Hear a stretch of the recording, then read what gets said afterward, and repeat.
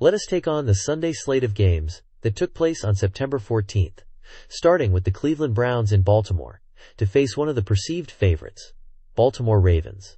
This is a key AFC North showdown at M&T Bank Stadium, and while there was a circus during the offseason with the entire NFL draft process by the Browns, one we do not want to get into here, the circus continued into Week 2 of the regular season, as the Baltimore Ravens dominated the Cleveland Browns 41-17, turning a modest first-half lead into a rout thanks to a second-half surge.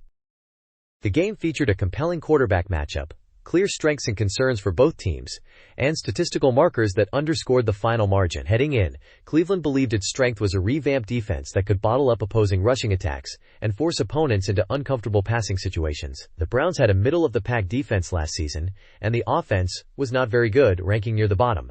Perhaps their offense made the defense much worse. Indeed, the Browns held Baltimore's ground game in check, limiting Derrick Henry, or King Henry, to just 23 yards on 11 carries, a mere 2.1 yards per attempt. If you did not know how the game ended, going off this one piece of data, you'd probably think the Browns won.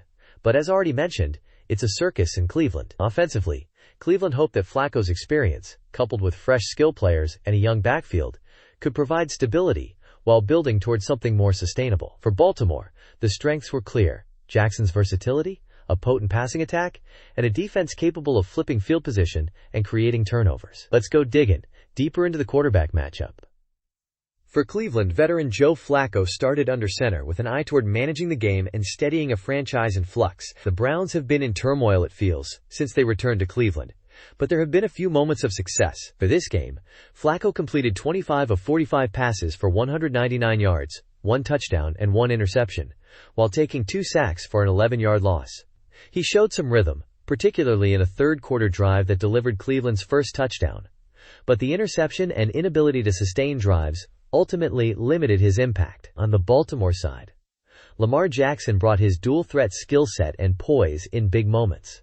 He finished 19 of 29 for 225 yards and 4 touchdowns, with no interceptions and 3 sacks for a 28-yard loss. Literally, this game featured 2 quarterbacks at different points in their careers and with different skill sets. Jackson's ability to swing momentum with big plays in the passing game proved decisive, while the Browns' offense simply could not match his tempo. This contest mattered for both teams in more ways than the standings.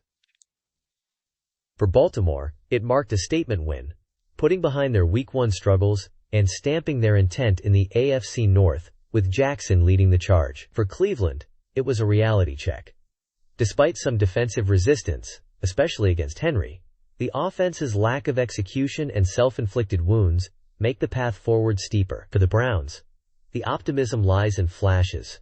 The run defense held up, young skill players gained reps, and the roster still has upside. The concern, however, is that without major offensive improvement and fewer turnovers, they risk falling into deeper trouble. The Browns do have 2 quarterbacks they drafted in this year's draft, Dillon Gabriel out of Oregon and Shedeur Sanders out of Colorado, but it's unlikely they make any real impact this season. For the Ravens, optimism is abundant.